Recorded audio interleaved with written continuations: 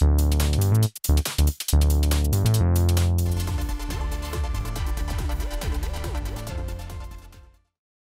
IDM 2.0 strategy, Intel is planning to expand its foundry business. Do you think Intel will become a threat for TSMC? They could. Intel's always been in the foundry business, but they mostly just foundried their own parts. So this would go along with their strategy to do this work for others and to compete with companies like TSMC. But their current leadership is used to coopetition, in other words, being able to partner with and compete with firms. So they may still use TSMC for some things, even as they compete with them in others, as they work through their process difficulties. But the end result is current leadership is much more open to creative approaches than past Intel leadership has been.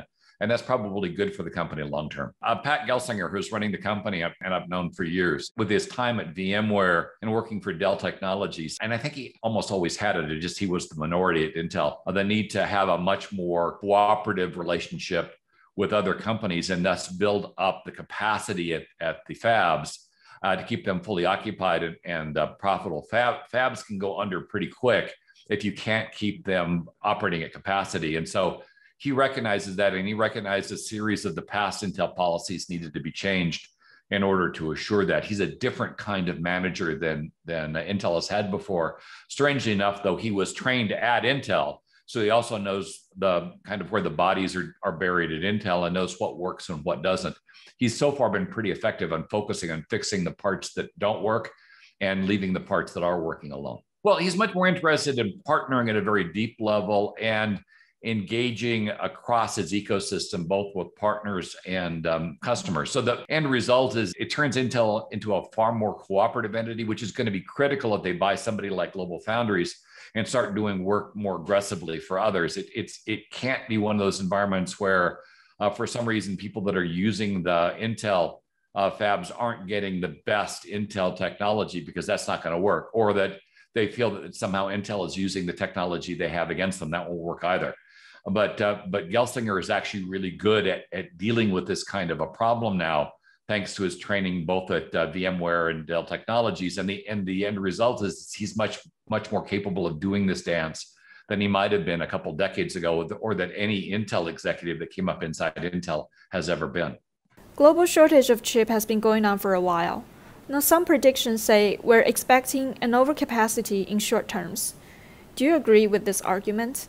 What it's leading is that companies can't sell as much as they want because they don't have enough parts. If you cut back on the core components, that means factories are at under capacity. They're not able to produce as many parts as the customers want, nor produce as many parts as they need to make the factories profitable. What's happened in the past is then they'd shift to other kinds of things, which is what happened during the pandemic, is a lot of the processor companies shifted because there was an expectation that the pandemic was going to collapse car sales and PC sales, which didn't actually happen. And capacity shifted to things they thought were going to sell.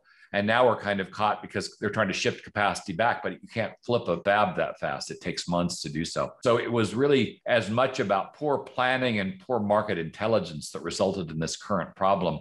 But it does seem to be a continuing problem, and that is likely going to continue to lead to undercapacity at manufacturing sites that can't get the parts they need to build stuff. We're certainly seeing it all over the place in automotive at the moment, where the companies just can't meet the demand for automobiles, and the prices of automobiles are going up substantially as a result because we've got low supply. That should mitigate by mid next year, but it's going to take a while. Could you share some of your observations on current chip market? The only other thing is we've got another wave of technology that's starting to approach, and actually two: artificial intelligence and quantum computing, both of which are going to have a significant impact on processor production as more custom parts are focused on artificial intelligence and as the initial waves of quantum computing parts start to develop at scale. So these shortages are likely not going to go away permanently. We're going to have them on and off as these different markets ramp up and start pulling manufacturing capacity and fab capacity from the other stuff. It's going to be an interesting time because we are moving to a massively computerized world with robotics, IoT, and all this other stuff that are continue to consume chips along current channels. And then we've got the new stuff, advanced AI and quantum computing, that are going to put even more stress on the ecosystem. So we've got a lot of change coming, and probably a good reason why companies like Intel are trying to lock up a lot of manufacturing capacity, because they recognize there's going to be a huge wave they're going to have to deal with coming forward. On that note, semiconductor market is not and has never been very flexible. Do you think it would be able to adapt to this on and off shortage trend? There's a huge effort now to instrument both the supply and the value chain. Microsoft this week at their big conference was talking about it so that you can better manage things like this and make them far less disruptive, because your monitoring goes right into the partner where they're building the part. And so you've got plenty of heads up if you don't have the capacity available to you. And so you've got plenty of time to establish or acquire additional capacity. That's the kind of thing that we're expecting to see here to mitigate this stuff going forward. And the actual application of the AI technology I'm talking about in terms of consuming chips being applied to the supply and value chains to make sure that they don't collapse like this going forward. It's going to take a few years to build that, though. So I'm not expecting a lot of this to be in place before the latter part of this decade.